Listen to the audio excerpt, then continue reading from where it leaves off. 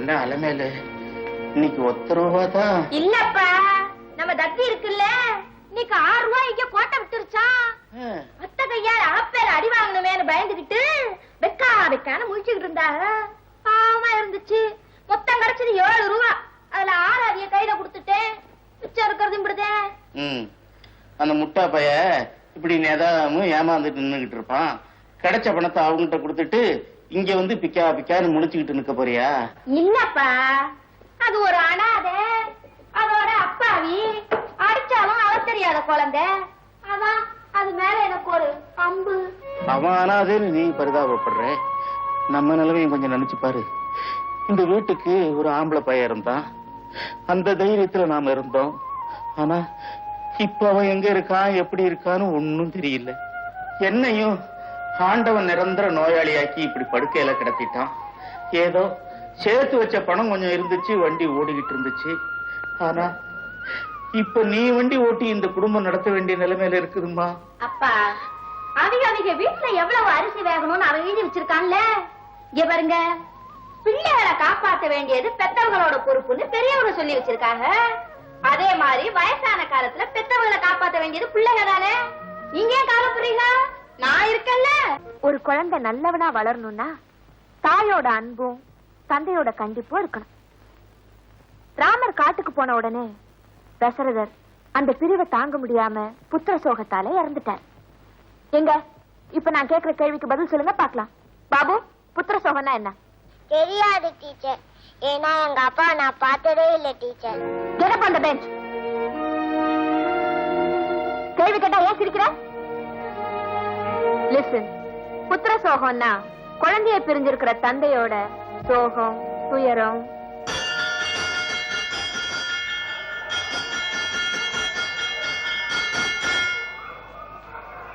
கீழே இறங்கலாமா டீச்சர்? கால் வலிக்குதுமா. தெரிஞ்சுக்கப்பா.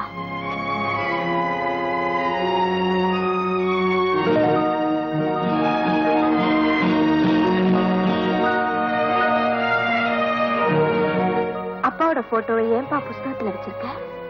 அப்பாவை தான் நான் பார்த்ததே இல்லையே, அதான் போட்டோ வச்சிருக்கேன்.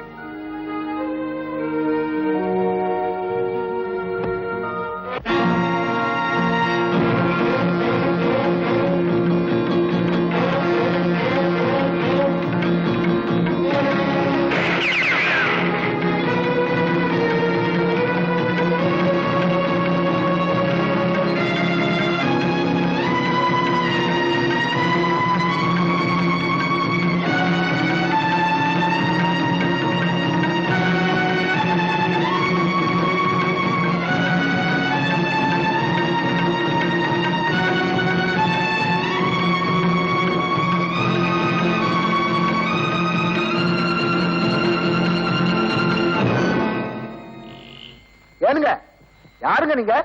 போலீஸ் என்ன துரத்திட்டு வருது, தயவு செஞ்சு என்ன காப்பாத்துங்க சார். அதெல்லாம் தப்புங்க, பேசாம போலீஸ்ல மாட்டிக்குங்க. ஐயோ, நான் எந்த தப்பும் செய்யல சார், நான் நிரபராதி சார். சாமி சத்தியமா? சாமி சத்தியம். எதுக்கா அங்க கையில விலங்கு மாட்டிருக்காங்க? பழி ஓரிடம் பாவம் ஓரிடம்னு சொல்லுவாங்களே, அது என் விஷயத்துல உண்மையாயிடுச்சு. கொலை செஞ்சவன் ஒருத்தன், அகப்பட்டது நானும். சாமி சத்தியமா? சாமி சத்தியமா. நம்புறேனுங்க. முதல்ல இந்த விலங்க கழட்டி விடுங்க. வாங்க வாங்க.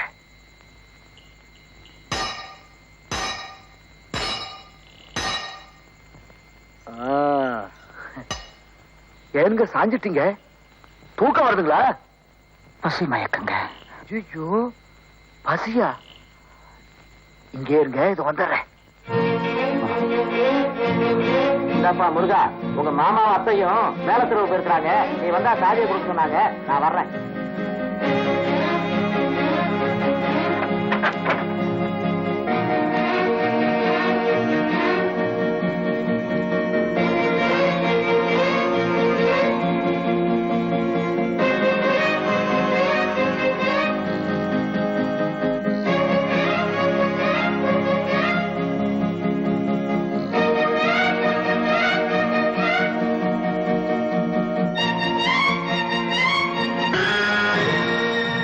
ராமநாயருங்க, கப்பா சிங்களா, எனக்கு டீ வேணாங்க. இல்லன்னு சொல்லாம ஒரு ஒத்தாசு பண்ணணுங்க. என்ன செய்யணும்? எங்க மாமாவுக்கு உடம்பு சரியில்லைங்க, அவர் ஆஸ்பத்திரியில இருக்கிறாருங்க, மருந்து வாங்கணுங்க, அது கொஞ்சம் பணம் வேணுங்க. வட்டி கடை இல்ல பாது டீ கடை. ஏங்க நீங்க சும்மா கொடுக்க வேணாங்க, கொல்லம்பட்டை வச்சுட்டு 150 ரூபாய் கொடுங்க. டீ அடிக்கிறது விட்டுட்டு இரும்பு அடிக்க சொல்றியா? அதுக்காக என்கிட்ட பணம் கிடையாது. ராமநாதங்க தயவு செஞ்சு கல்லாப்பட்டு கொஞ்சம் பாருங்க. காலங்கத்தால என்னப்பா போப்பா போப்பாண்ணா.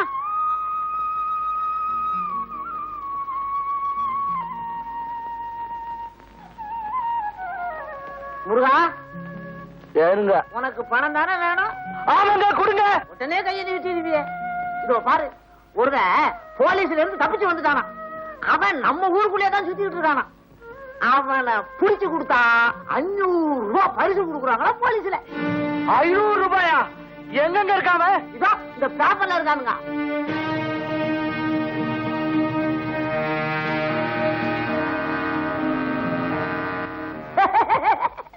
கையோட பிடிக்கிற மாதிரி ஓடுறான் பாரியா. சரியா அதை தெரிஞ்சு மேல இருக்காயா.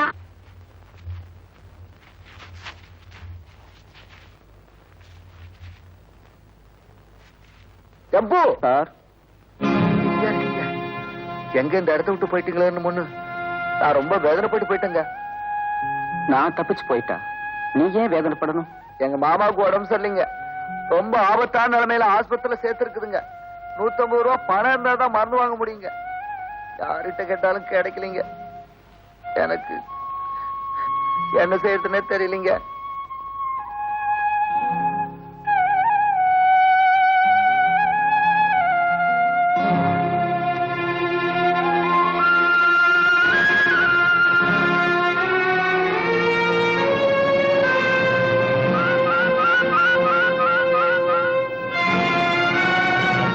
ஜம்பு, இப்ப நீ எந்த நோக்கத்தோட சரணடைஞ்சிருக்கேன்னு எனக்கு நல்லா புரியும். நாங்களும் மனுஷங்க தான், மத்த உணர்ச்சிகளையும் எங்களால புரிஞ்சுக்க முடியும். முருகா ஐயா, இப்ப எங்களுக்கு 200 ரூபாய்க்கு அதை கொடுக்கறேன். உனக்கு பரிசு பணம் வந்ததும் திருப்பி கொடுத்தா போதும்.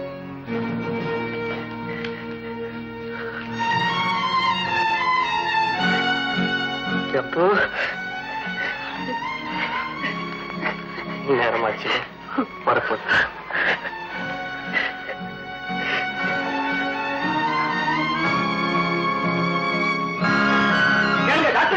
பணம் கொண்டு வந்துட்டானுங்க, சீக்கிரம் போய் மருந்து வாங்கிட்டு சொல்லுங்க. காலம் கலந்துச்சு முருகா, உங்க மாமா இறந்துட்டார். உன்னை பெரிய நினைச்சாதான் எனக்கு மனசு கஷ்டமா இருக்குது. உன் மேல எறும்பு கடிக்காதபடி கண்ணு கருத்துமா பாத்துக்கிட்டேன். ஏதோ கொல்லம் பற்ற ஒண்ணு இருக்குது, அதை வச்சுட்டு நீ புத்திசாலியா பொழைச்சுக்கோ. அத்தை, அது மேல கடகடை இருக்குன்னு பாத்தியா? அதெல்லாம் ஒண்ணு இல்ல. ஐயோ அது இல்லைங்க அத்தை.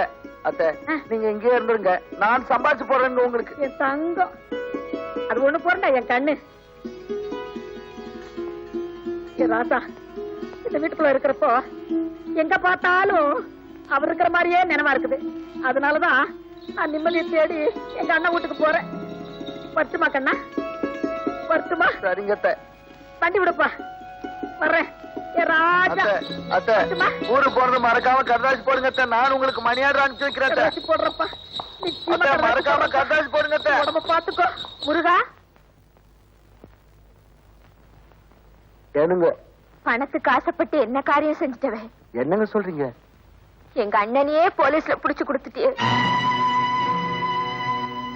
ஜம்பு உங்க அண்ணனுங்களா?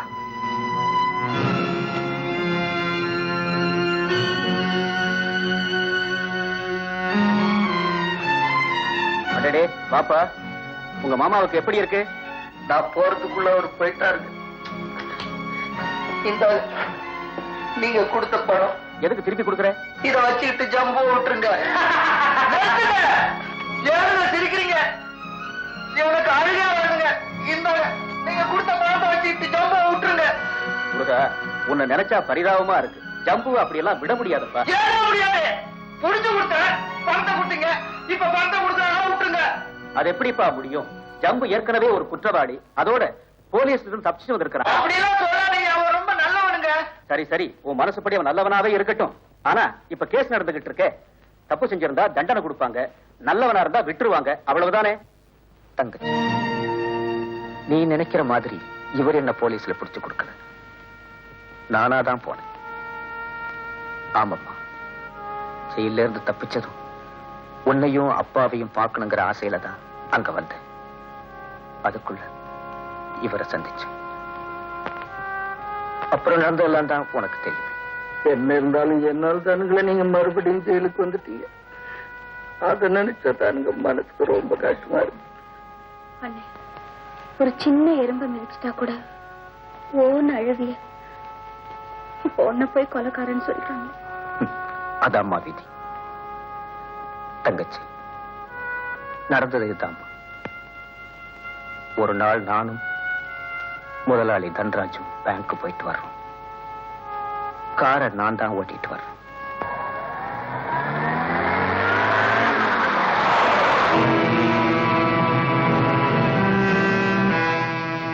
யாருங்க இவரு?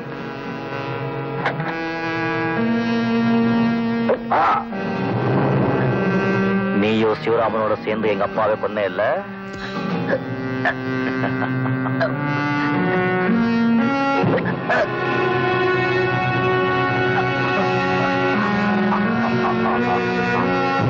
அந்த பாவி பார்ட்னர் தன்ராஜ கொலை பண்ணிட்டு ஓடிட்டான். நான் பயந்து போய் முதலாளி நெஞ்சில இருந்த கத்திய மெல்ல எடுத்தேன். திடீர்னு ஜனங்க கூடிட்டாங்க. நான் தான் அவரை கொலை பண்ணிட்டேன்னு போலீஸ்ல என்ன பிடிச்சு கொடுத்துட்டாங்க. என்ன, அந்த கொலை செஞ்சவன உனக்கு ஞாபகம் இருக்கா? இருக்குமா? அவன் வலது கையில புலிப்பச்சை குத்தி இருந்தான். நீங்க கவலையை விடுங்க. அந்த புலி பச்சைக்காரனை எப்படியும் கண்டுபிடிச்சு போலீஸ்ல ஒப்படைச்சு போட்டு நான் உங்களை விடுதலை பண்ண வைக்கிறேங்க. சார், டைம் ஆச்சு, போடுங்க போடுங்க. அப்பாவை நல்லபடியா கவனிச்சுக்கம்மா. நானும் வரேனுங்க.